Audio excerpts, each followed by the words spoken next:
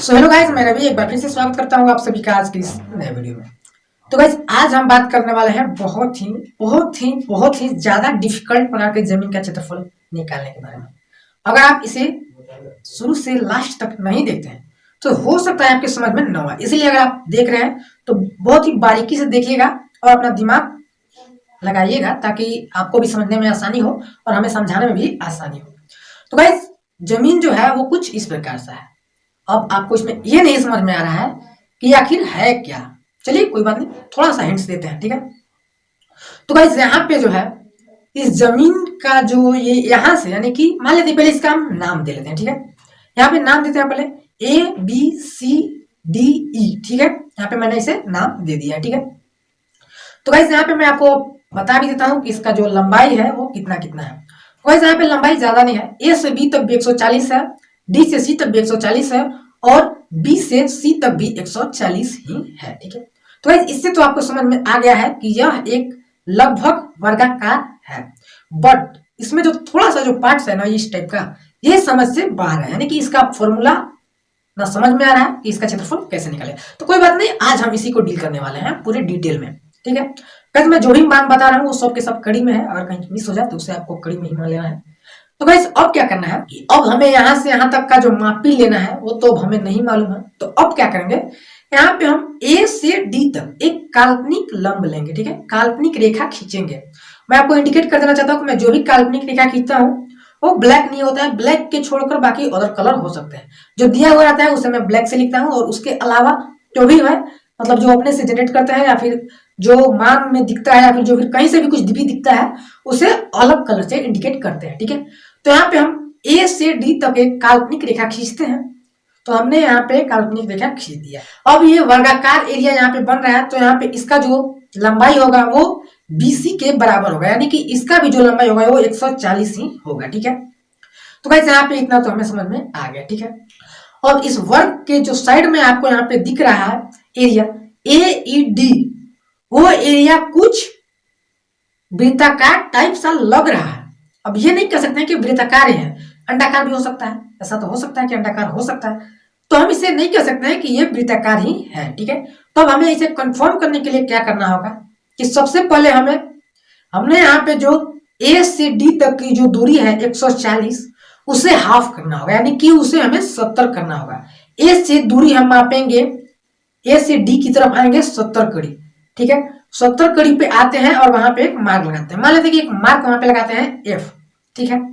70 कड़ी वहां तक का हो गया। अब हम F से E तक की दूरी मापी करते हैं, ठीक है। अब F से E तक की दूरी हम मापी करते हैं, तो गाइस यहाँ पे जो मैंने मापी किया वो भी आपका 70 कड़ी ही आया। तो गाइस यहाँ पे आप देख रहे हैं कि कुछ कुछ पॉइंट्स मैच हो रहे हैं, ठीक है। यहाँ पे दो जगह पे मापी जो है सेम है, यानी कि 70-70 है। तो गाइस आपको पता होना चाहिए जो वृत्त होता है, वृत्त में ही ऐसा होता है कि उसका जो त्रिज्या होता है वो व्यास के आधा होता है, यानी कि इसे अर्धवृत्त मान लिया जाता है। अगर मानते हैं कि अर्धवृत्त है तो इसका व्यास होगा AD और इसका जो त्रिज्या होगा वो AD का आधा होगा, यानी कि AD का आधा जो होता है वो आपका 70 है। तो यहाँ पे जो हम मापी किए E से F तक की दूरी वो भी आपका 70 ही आ रहा है। तो गाइस यहाँ पे कंफर्म हो चुका है कि यह एक अर्धवृत्त है, ठीक है। तो अब हमें यहाँ पे फॉर्मूला मिल चुका है। अर्धवृत्त का फॉर्मूला हम नहीं जानते हैं लेकिन वृत्त का जानते हैं, उससे अर्धवृत्त का मिल जाएगा, और वर्ग का फॉर्मूला तो हम जानते हैं। तो गाइस अब हमें इस पूरे एरिया का क्षेत्रफल निकालने के लिए दो पार्ट में है, एक है अर्धवृत्त और एक है वर्ग। तो सबसे पहले हम बात करते हैं वर्ग में, यानी कि ABCDA का क्षेत्रफल निकालते हैं। तो इसका फॉर्मूला होता है, वर्ग का फॉर्मूला होता है भुजा स्क्वायर, जो कि आप भी जानते हैं। तो यहाँ पे करते हैं 140 इंटू 140 बराबर आ जाता है 19,600 वर्ग कड़ी, ठीक है। तो यहाँ पे मैंने वर्ग का क्षेत्रफल निकाल लिया। अब उसके बाद बात करते हैं अर्धवृत्त में। तो अर्धवृत्त AEDFA का क्षेत्रफल निकालने का फॉर्मूला जो होगा वो वृत्त का फॉर्मूला तो आपको पता है कि पाई आर स्क्वायर होता है। तो यहाँ पे अर्धवृत्त है जिसमें हम 2 से भाग दे देंगे, यानी कि पाई आर स्क्वायर बाई 2, ठीक है। तो यहाँ पे पाई का मान हम रखते हैं 22/7, ठीक है।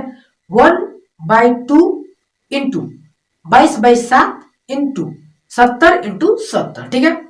आर को मैंने यहाँ पे 2 जगह लिख दिया है स्क्वायर करने की वजह से, स्क्वायर मैं नहीं कर पा रहा हूँ इस वजह से मैंने इसे 2 जगह लिख दिया है। अब यहाँ पे क्रॉस करते हैं, 2 से 22 को काटते हैं तो 11 बार में कट जाता है, और 7 से 70 को काटते हैं तो वो 10 बार में कट जाता है। अब इसे हम गुणा कर देते हैं तो अब आपका आ जाता है 7700। ठीक है, 7700 वर्ग कड़ी। तो गाइस मैंने यहाँ पे दोनों आकृति का अलग अलग क्षेत्रफल निकाल लिया है। अब क्या करना है हमें, अब हमें इसे ऐड करना है, तब हमें पूरा आकृति का क्षेत्रफल मिल जाएगा। तो गाइस इसे जब हम ऐड करते हैं यानी कि वर्ग का क्षेत्रफल प्लस अर्ध वृत्त का क्षेत्रफल, तो वर्ग का क्षेत्रफल A B C D A है और वृत्त का क्षेत्रफल ए ई डी एफ ए है। ठीक है, तो इसे हम जब ऐड करते हैं तो ऐड करने पे हमारा आ जाता है 27,300 वर्ग कड़ी। ठीक है, तो गाइस हमें क्षेत्रफल मिल गया पूरा पूरी 27,300 वर्ग कड़ी। अब क्या करना है कि अब तो हम डायरेक्टली इसे इस तरह से तो नहीं पेश कर सकते हैं, हमें इसे डिसिमल में कन्वर्ट करना होगा। तो इसे डिसिमल में कन्वर्ट करने के लिए हम इसमें 1000 से भाग देंगे, यानी कि 27,300 में जब हम 1000 से भाग देंगे तो हमारा आ जाएगा 27.3 डिसिमल। तो यही हमारा जो होता है फाइनल आंसर हो जाता है 27.3 डिसिमल। तो गाइस आपको अच्छे से समझ में आ गया होगा कि कितना भी डिफिकल्ट क्वेश्चन हो हम उसे इजी करके सोल्व कर सकते हैं। तो गाइस आपको आज का क्वेश्चन बहुत ही अच्छे से समझ में आ गया होगा। कोई एरर हो तो आप उसे कमेंट में बताइएगा, और हाँ वीडियो पसंद आया हो तो वीडियो को लाइक कीजिएगा, और इसी तरह का और भी डिफिकल्ट और बहुत ही मजेदार क्वेश्चन को इजी तरीके से समझने के लिए आप हमारे चैनल को सब्सक्राइब कर लीजिएगा। मिलते हैं नेक्स्ट वीडियो में, तब तक के लिए